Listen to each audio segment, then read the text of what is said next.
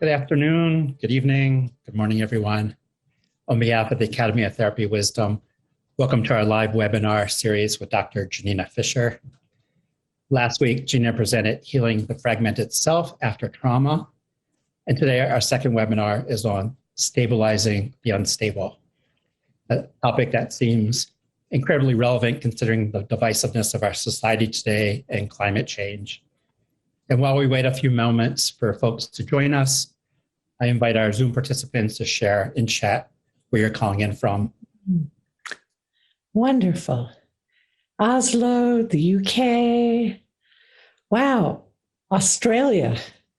It must be 2 a.m. in the morning in Australia. Or no, maybe not so bad, maybe 7 or 8. Wow, wonderful to see you all from so many parts of the world.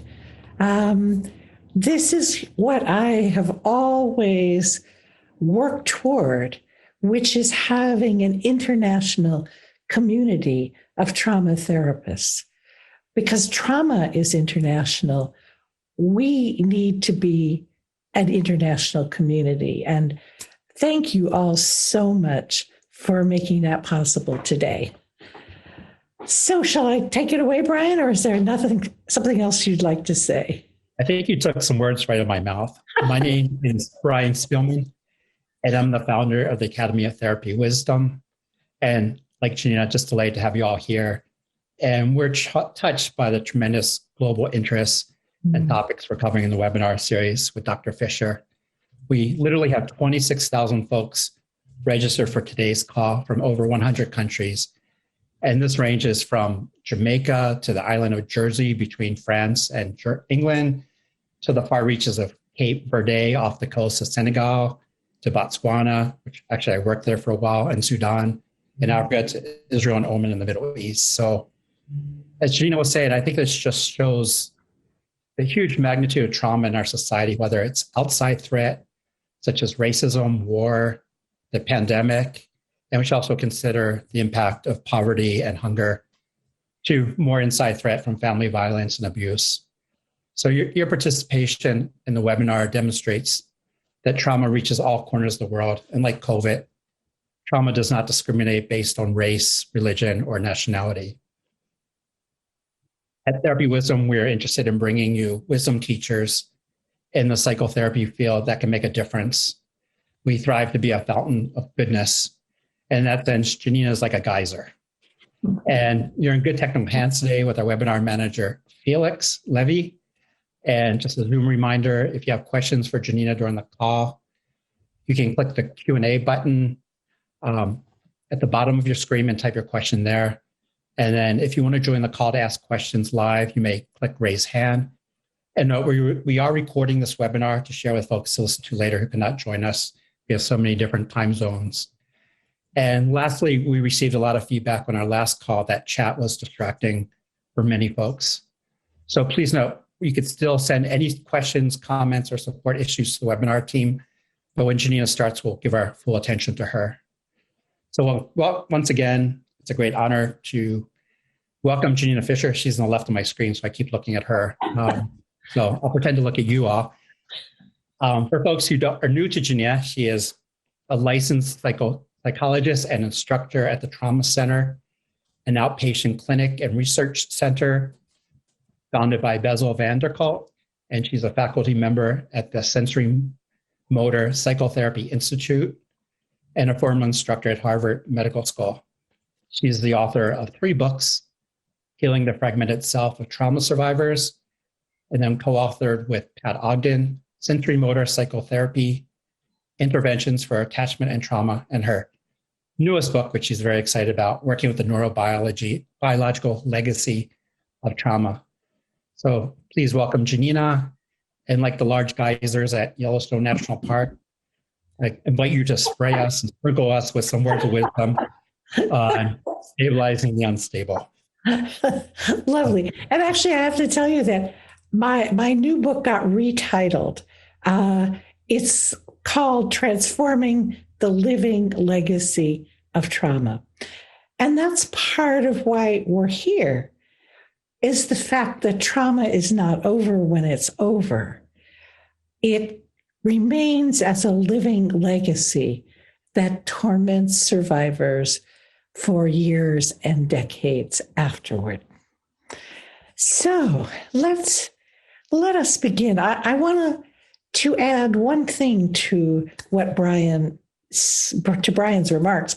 First of all, I want to thank him because it's a great, great, great pleasure to partner with the Academy of Therapy Wisdom, because we're really so much about the same mission. So it's a real privilege. I do want to correct one thing that Brian said. Trauma is not fair. What we see is that the trauma is more frequent in communities of color, communities of poverty.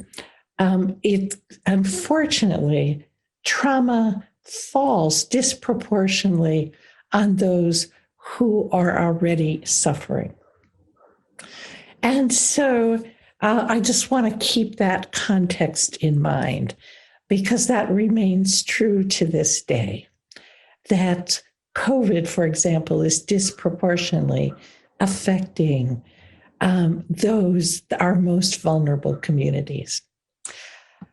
So we're going to talk about stabilizing the unstable, because every clinician from any part of the world has a first and foremost concern: the safety of the client. The client wasn't safe then. It is imperative that the client be safe now, safe from suicidal self-destruction, safe from abusive relationships, safe in terms of health, substance use, etc. So many possible dangers for our trauma survivors. And the problem is that trauma and violence are inseparable. Porges says Bruce Perry says, I can't see my own slide here. Let me just move this up. Come back. Bruce Perry says the roots of violence-related problems can be found in the adaptive responses to threat present during violent experiences. So trauma means violent attack, overwhelming experience that stimulates adaptive responses. And then those adaptive responses become dangerous to the health and safety of our clients. George Boyd, a young 16-year-old, was part of a group of teenagers who, in residential care, who came to a workshop I called Trauma 101, meant for those teenagers. And he came up to me at the end and he handed me a piece of paper and he said, "This is what trauma means. Triggers means we remember all unneeded memories at once." And I thanked him and I said, "George, do you want me to use your name? I'm going to teach people this. Do you want me to use your name?" And he said, "Absolutely. I'm proud of this." So this is what keeps the nervous system on guard. This is the living legacy. Triggers mean that our clients are remembering all unneeded memories at once, but not memories that they recognize as memories. Feelings, sensations, impulses, not narratives. And so remember, we talked last time about how each part of the personality contributes a different defensive strategy, has a different adaptation. The going on with normal life part, even as a young child, pulled themselves up and kept on functioning, kept on going to school, kept on helping the family. The freeze part continues to alarm the body. The attach part or cry for help part continues to desperately seek help, coming from a place of vulnerability, but increasing the sense of vulnerability because of its desperation. The submit part remains hopeless, ashamed, helpless, passive, because you can't submit when you're tense and ready to fight. You have to collapse and become passive. The flight part not only distances, but uses addictive behavior to get quick, what I call fast and dirty relief. Turning off the body. You can turn off the body by starving oneself, by restricting food, binging and purging, substance abuse, and addictive behavior. The fight part holds the suicide card. If substances and eating disorders fail, there is a final option. If nothing else works, there's always suicide.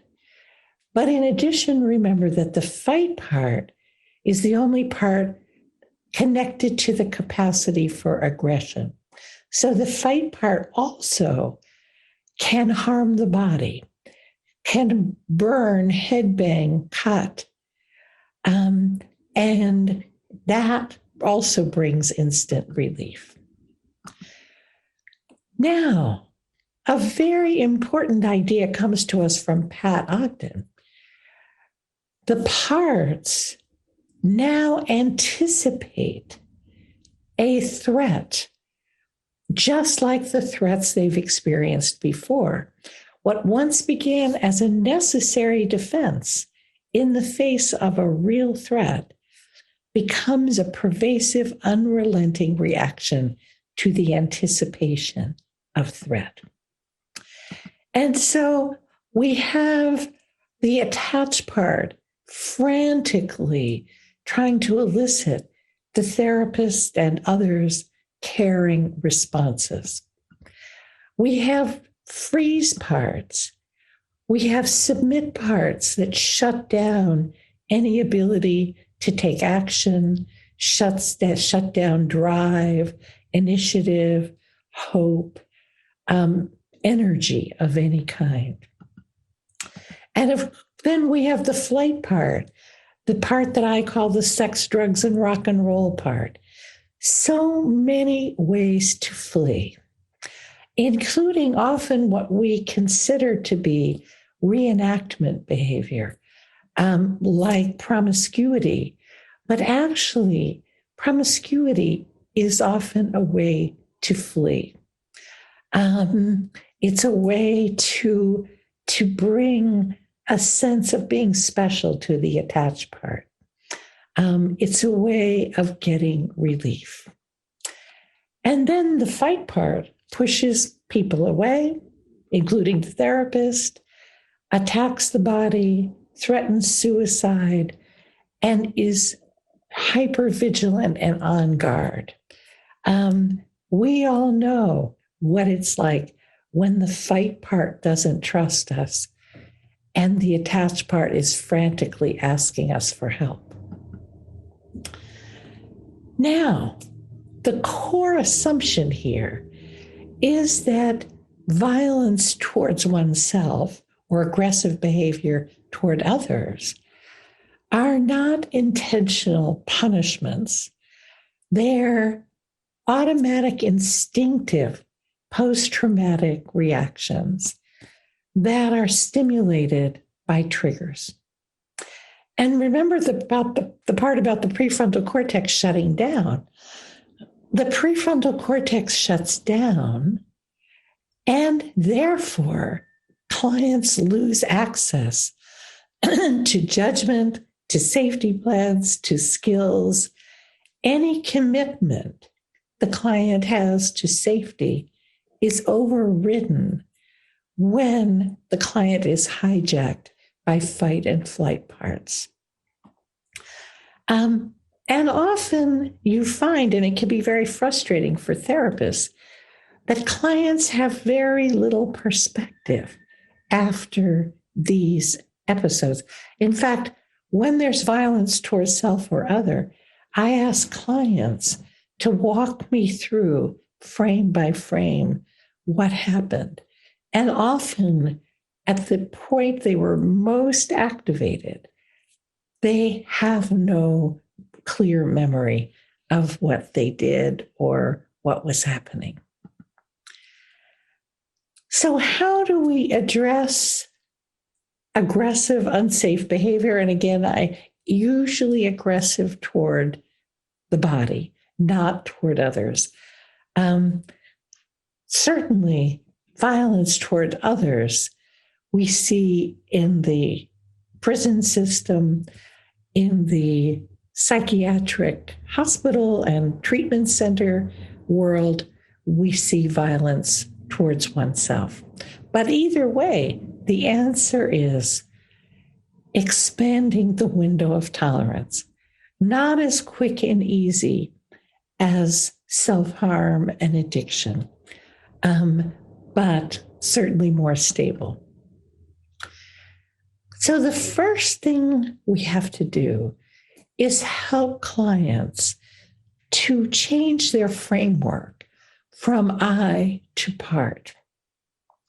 So this is a client who is in a psychiatric hospital for the chronically mentally ill. She's been there for almost 2 years because of her very, very serious self-injury, her suicide attempts, and assaults on others. And I'm working with her once a month and the staff, teaching them the trauma-informed stabilization approach to working with these very, very high-risk clients. So I come in, and the nurses have told me very disapprovingly that she had cut herself the night before.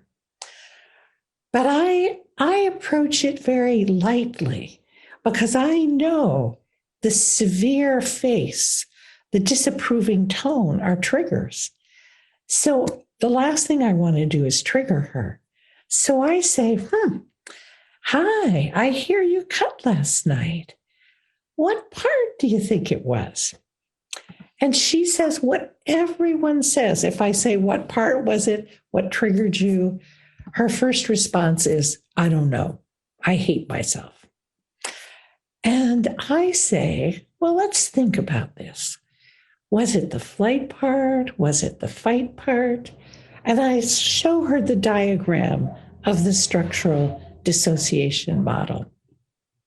We're looking at it together, and she says, well, I guess it was the fight part. Okay. And was the fight part upset about the phone call or just trying to protect you? The nurses had also told me that just before she cut herself, her boyfriend was supposed to call and hadn't. She'd actually been waiting a couple of hours for him to call. And the incidents of cutting came after she realized he wasn't going to call. And she says, of course I was upset. I can never trust anyone, but that sucks too. So notice I keep saying part. She keeps saying I. I keep saying part. She keeps saying I. Today she thanks me for having taught her to say fight part instead of I.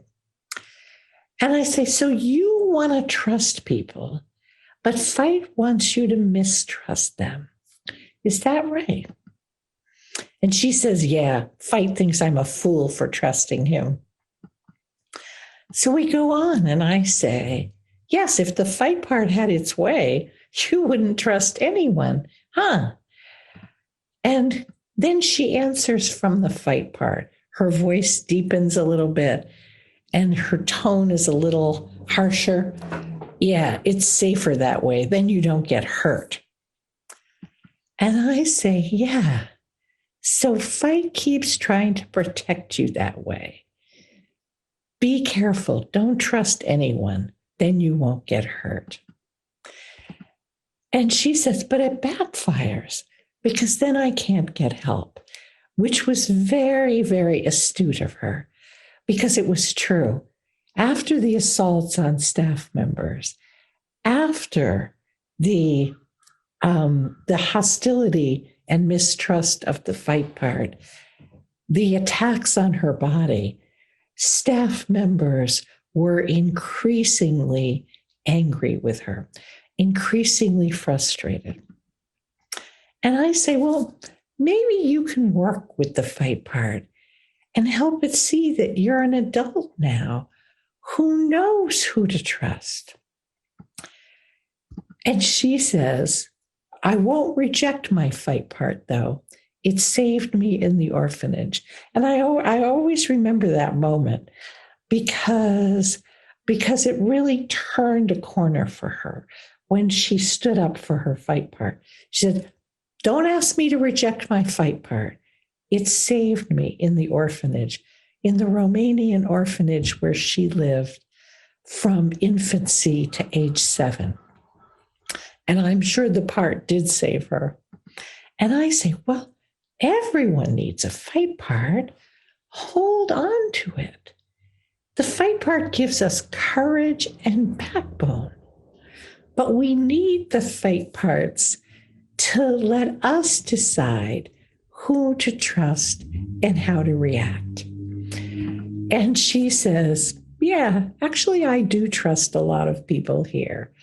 She was actually very, very discriminating. In a psychiatric hospital, there are many people that a patient like her can trust, and there are some that she shouldn't. And she was very discriminating. So ultimately, she reached a really big turning point. Just a few weeks later, she had a day where she felt the impulse to cut so strongly. And she just kept saying, that's my fight part. That's my fight part. I don't have to do what it says. And she just said it over and over each time she had the impulse. That's my fight part. That's my fight part. I don't have to do what it says. Now, here's another.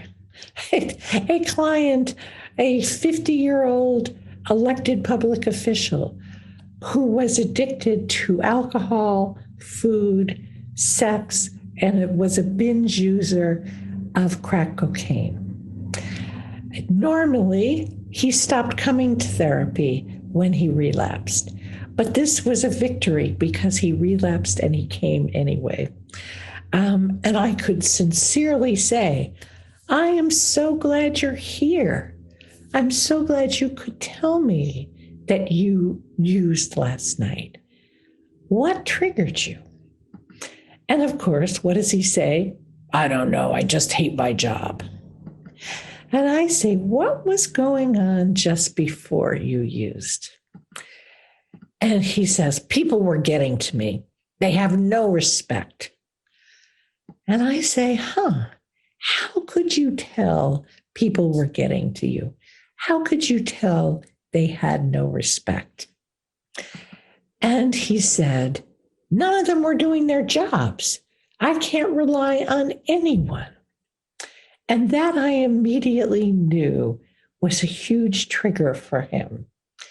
Because at the age of 14, his violent alcoholic father left him to nurse his mother through the final months of a struggle with cancer. Imagine a 14-year-old boy left to take care of his dying mother. That's the definition of a father who's not doing his job. But I couldn't say to him, oh, it must remind you of that time, because he would have said, what does my mother have to do with it? But what I can say is this. I say, well, that's a pretty big trigger. People who don't do their jobs, so you have to carry all the load. And he says, yeah, just like I have my whole life. And I say, when you got triggered, what feelings came up? He said, I just wanted a burger and a beer, which I thought was very funny because every therapist knows the list of primary emotions. Having a burger and a beer is not on that list. And I said, okay, so the trauma trigger triggered the addict part. Who was going to fix you up with a burger and a beer.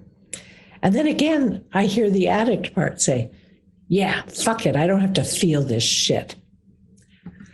And I say, well, drinking does calm the nervous system.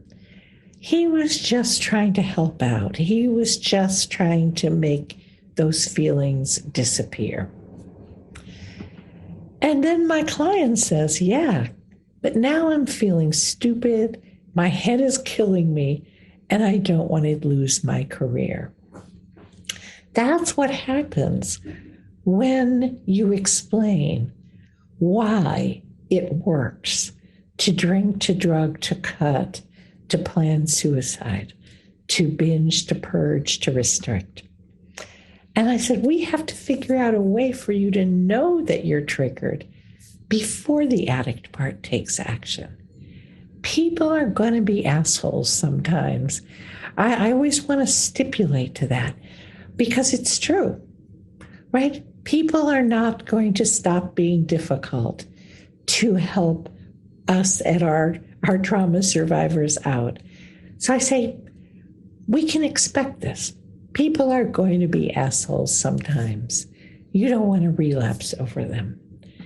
And he says, that's for sure. They're not worth it. So again, over and over and over again, what was the trigger and what part got triggered? What was that part trying to accomplish? Some validation for the fact that the part was trying to solve something, not trying to cause this man's life to fall apart.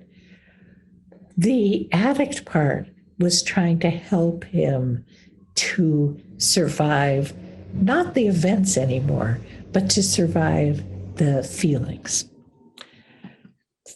So always the parts are trying to accomplish something that makes sense in the context of the past. The suicidal parts have a bailout plan. They have a parachute. And so I'm constantly saying the suicidal part is offering to help because it doesn't know that you can survive now. It's saying, hey, this way is the exit.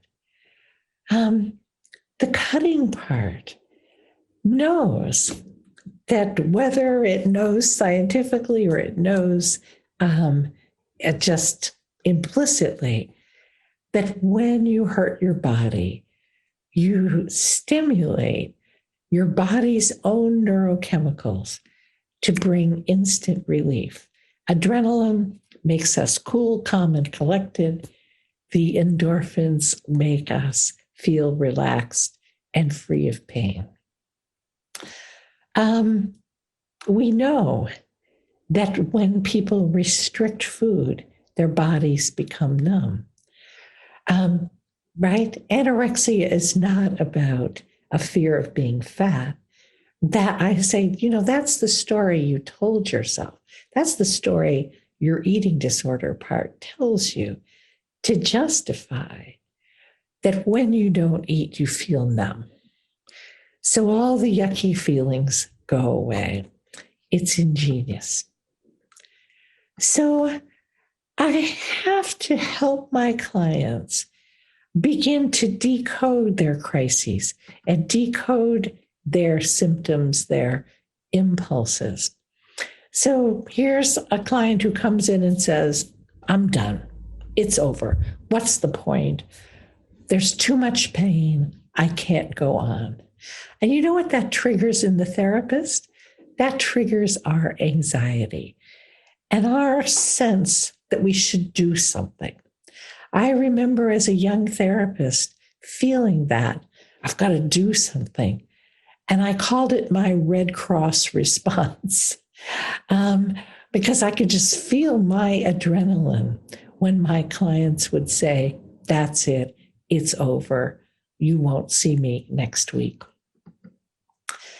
And what I've learned is first, we have to amp up our curiosity rather than follow that adrenaline call to do something.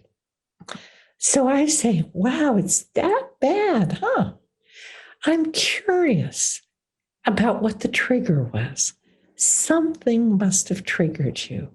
Can we be curious about that? And sometimes clients say no. And I say, well, let's be curious anyway. And then I have to validate the part that is trying to create a solution. And I say, well, not wanting to live is a way to take control. It's a bailout plan.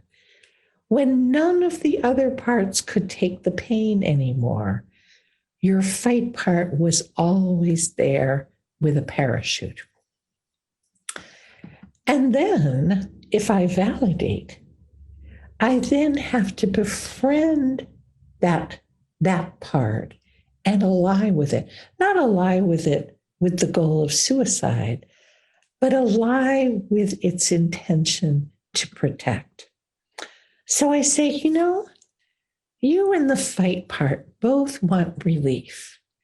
I wonder if you could work together.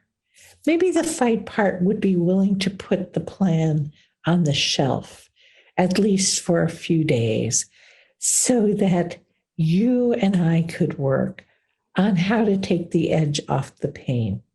I never say how you and I can get you more relief, because relief suggests that the pain just goes away. And we know that's not the case. But I find that it works to say, you and I can work on taking the edge off the pain. So the fight part can keep the parachute there at the ready, but doesn't have to use it until it's absolutely necessary. So, and this is important. I have never had a client whose fight part said, no, I'm not interested in taking the edge off the pain. For the most part, when I'm able to help clients dialogue with their fight parts, and I have the client ask the fight part, what are you worried about if I don't die? Invariably, the fight parts say, I'm worried that you can't handle it, that everything will fall apart, everything will crumble, and it'll be over. So, and often that's a kind of call to arms for the normal life self. Oh, I have to get strong enough. I have to expand my capacity so that my fight part doesn't have to kill me because it thinks I can't handle things. And so in trauma-informed stabilization treatment, in this fragmented selves approach, we stabilize the unstable by teaching the going on with normal life self to take the vulnerable parts under their wings. And to reassure and validate the fight and flight parts, I get that you think I can't do this, but I can. Will you give me a chance to try? And that usually works. It doesn't work prematurely. It doesn't work quickly. It takes time. It takes time for clients to learn, oh, that's my suicidal part. Oh, that's the cutting part. Oh, that's the alcoholic part. Oh, there's my anorexic part. Oh, these overwhelming feelings are my little parts, and they're hurting. The fight part will say, ugh, disgusting. That's tears, weakness. And I have to teach my clients to notice that tears are weakness as a part. I say, your fight part is still enforcing the policy you learned as a kid.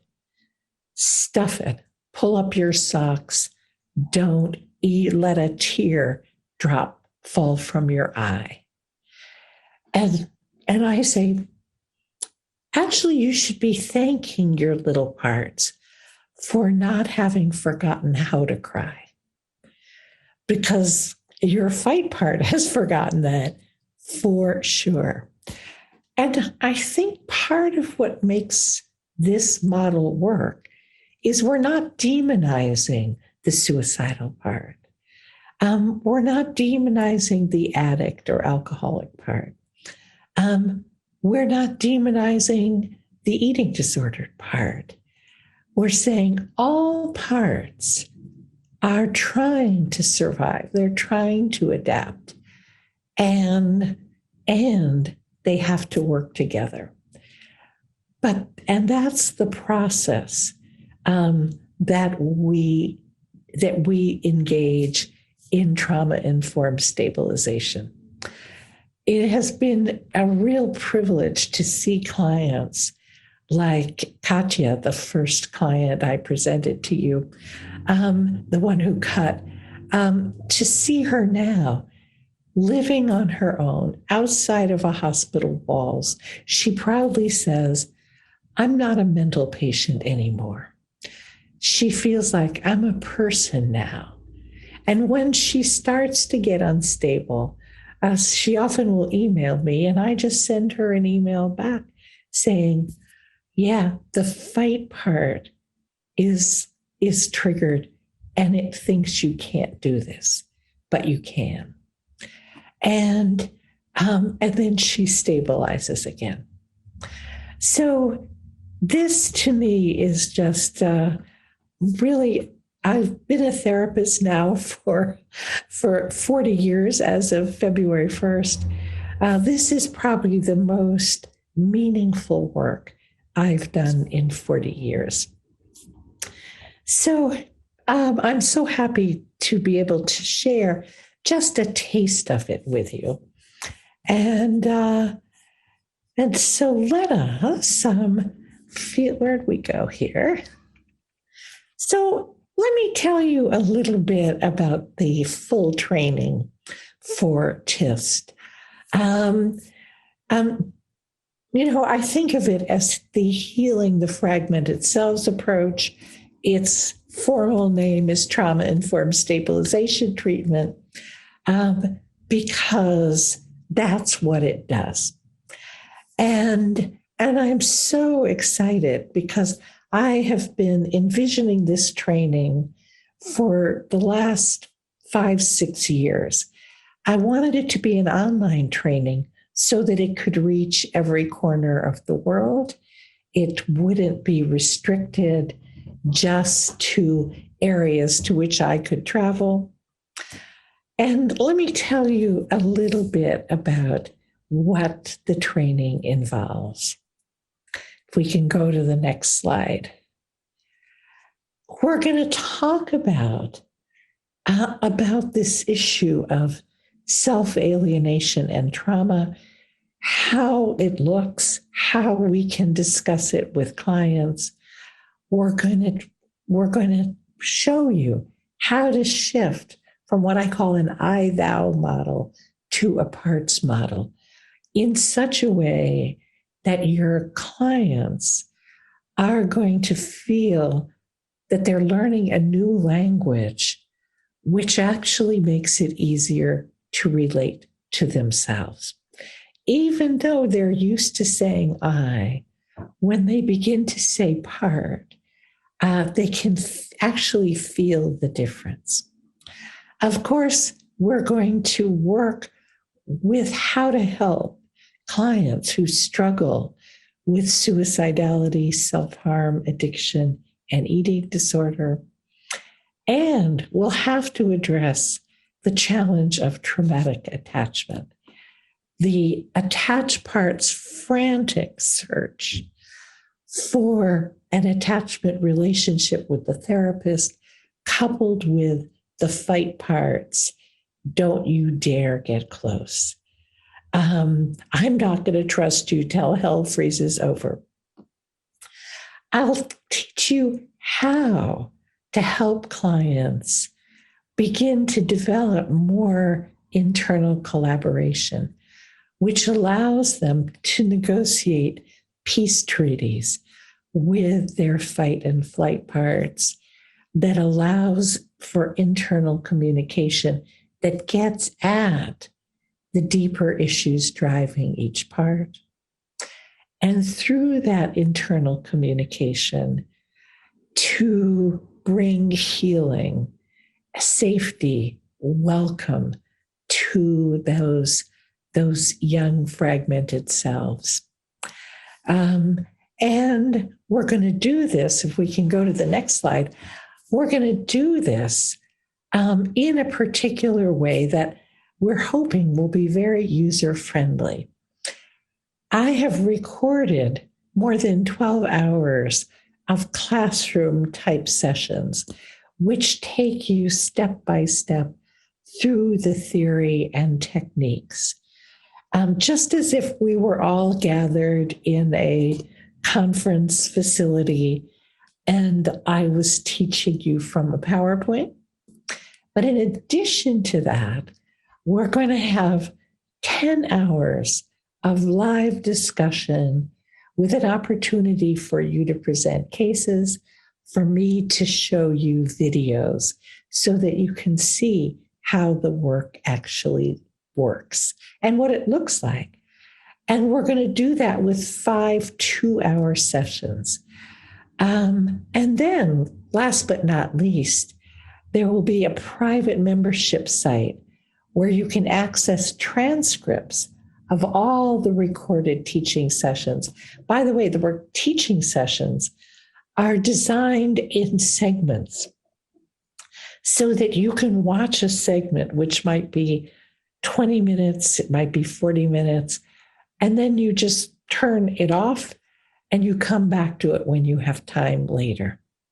So there'll be transcripts that with search features, so you can click on the topic and get right back to where you were. There'll be downloads of handouts and articles that help to enrich your learning. And if we could have the next slide. I'm also very excited about the bonuses that go with this training, which are all very special to me. We're doing something that I don't know has ever been done before. We're going to have a bonus program on healing for the healer, taught by an amazing therapeutic yoga instructor, Dee West, who will give us yoga practices that meet the needs of the therapist, whether it's the need for therapists to deal with Zoom fatigue and what I call, the Zoom effect on the body, where after hours of sitting in front of Zoom, you feel almost crippled. Dee will teach us practices for calming our bodies, for refreshing, so that we feel more connected to ourselves and more rested. I just recorded this morning my interview with Frank Anderson, which is wonderful. He talks about empathy and compassion. Both the therapist's empathy and compassion, but also the client's empathy and compassion for the parts. I'm going to give you a video that will show you step by step how to use the internal communication approach that I'm going to teach you about. There'll be an interview with Nancy Napier. If you don't know her name, you should. She is a gifted trauma therapist, author of the book Getting Through the Day, and also the book, I think she has a book called The Future Self, The Optimal Future Self. Her idea of a future self is brilliant and genius, and it so helps clients who believe that they have no future, who believe that they're irretrievably damaged. It'll be one I'm looking forward to it. And then we're going to have at least one handout. I'm going to give you my dissociative experiences log, and other handouts as I think of them or develop them while the course is going on. So all of this is yours, and I hope you will join us. I'm very excited about it because it has been such a game changer for my clients and the clients of so many, many, many of my students and colleagues. And you're going to get a lot. You're going to get the equivalent of probably a 4-day workshop or a 4-day training for at least half or less of the cost of a 4-day training. And I hope you will join, selfishly, I hope you will join us because I'm so looking forward to being able to train a group of clinicians. I get asked every day for referrals from all parts of the world, people who've read my book, Healing the Fragmented Selves, saying, please, please, are there therapists near where I am that do this work? I need the work that you write about in your book. And so we're going to develop a certification program to accompany this and get all of you into a database so that you become resources for traumatized clients. You already are, but resources in this work. So let us take some questions. I see one question that came up in the chat box that's a very important question, which is, what's the difference between this course and internal family systems? The Healing the Fragmented Selves, or TIST approach, draws on techniques from IFS. It draws on techniques from other modalities as well, like sensory motor psychotherapy, hypnotic techniques, techniques from many, many, many different approaches. IFS is often used for trauma, but was not designed as a trauma treatment. TIST was designed as a trauma treatment. And my experience is that because it was designed as a trauma treatment, it works better for very severe trauma clients. IFS is a beautiful method. I have nothing negative to say about it, but I do think that this works better for the very complex clients with borderline diagnoses, clients with dissociative disorder diagnoses, clients with very severe complex PTSD. And I know because I get emails every day from survivors who have tried every modality and have read my book and are hoping that this is going to be the answer, as it so often is. So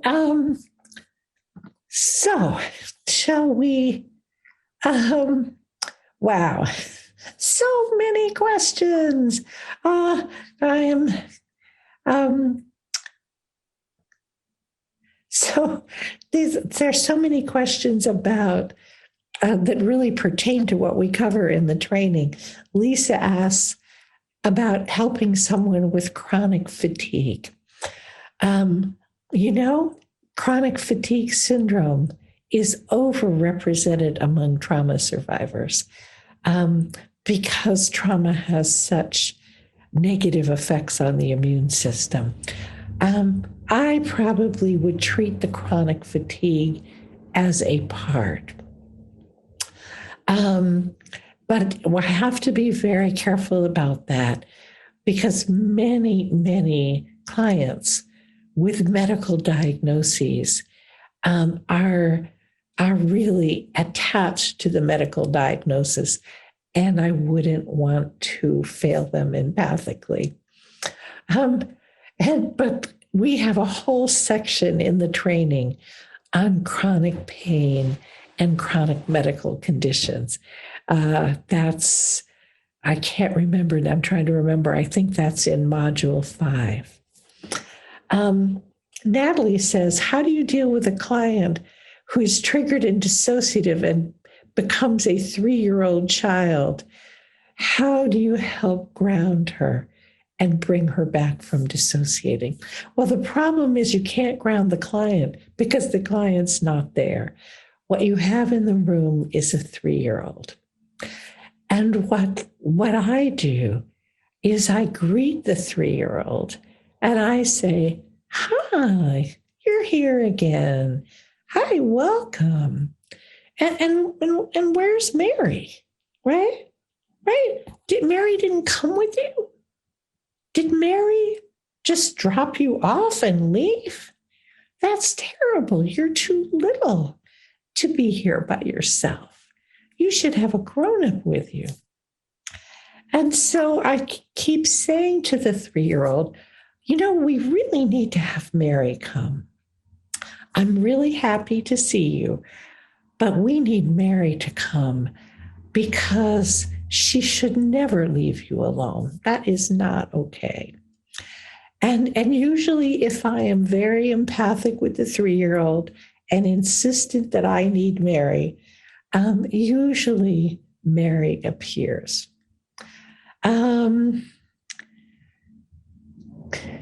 Let's see. Wow.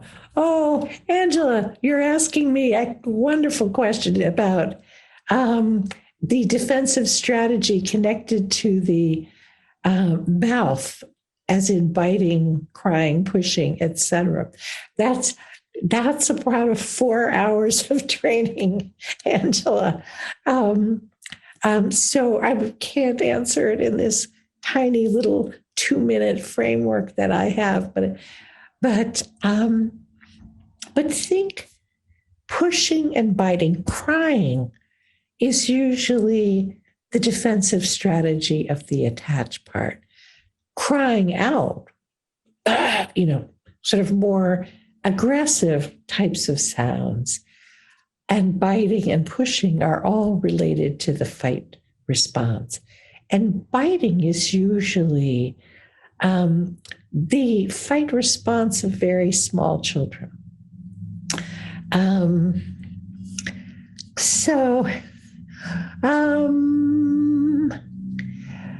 Susan Lassiter says, I have so many clients ages 17 to 57 that keep asking me if they have borderline personality disorder. They also want a diagnosis so they know what's wrong with them. And what I say to clients is borderline personality disorder is the name for a trauma-related disorder.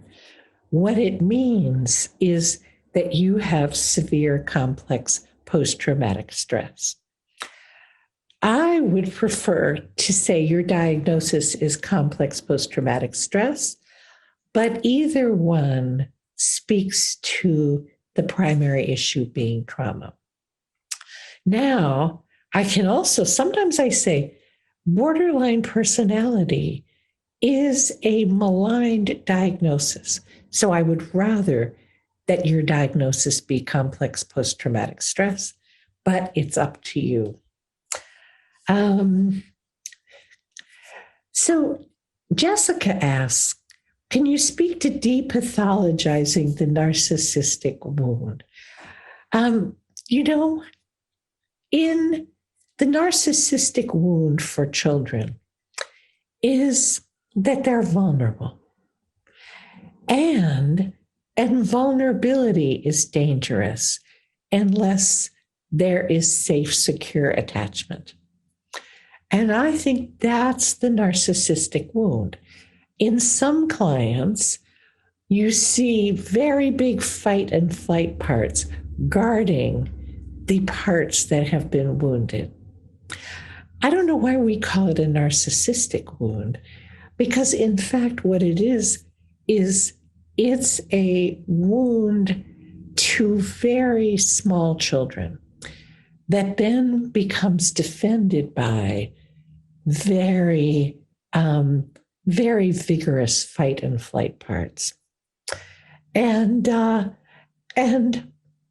think actually, I think narcissistic parents are very frightening parents often. The emptiness I see as either the emptiness of a submit part feeling like a nothing, or the emptiness of an attached part, because attached parts need connection, just like all little kids, right? Little kids need connection. And so I help clients work with developing a non-vulnerable connection to their fight and flight parts. We make a mistake as therapists. We go straight for the vulnerability. That's simply going to be threatening to most trauma survivors. So I say, let's go first to validating the fight and flight part's defense of that wounded child. And let's not call it a narcissistic wound. It's not a wound to pride. It's a wound to the heart. That's really what it is.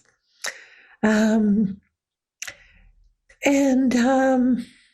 I just want to say, I know there are many of you on this call who are trauma survivors yourself. And what I can say is that, the trauma world just started developing at the very end of the 80s. We're still a young field. We're catching up. We're getting better and better, and have hope because we are finding ways to understand trauma and to offer help more and more. All right, I would love to spend all day answering your questions. I can see how much fun we're going to have on those live calls. And I hope that many of you can join us for this training. I am committed to making it a wonderful experience. So take care, stay safe, and I hope that you can join us. Thanks so, so much.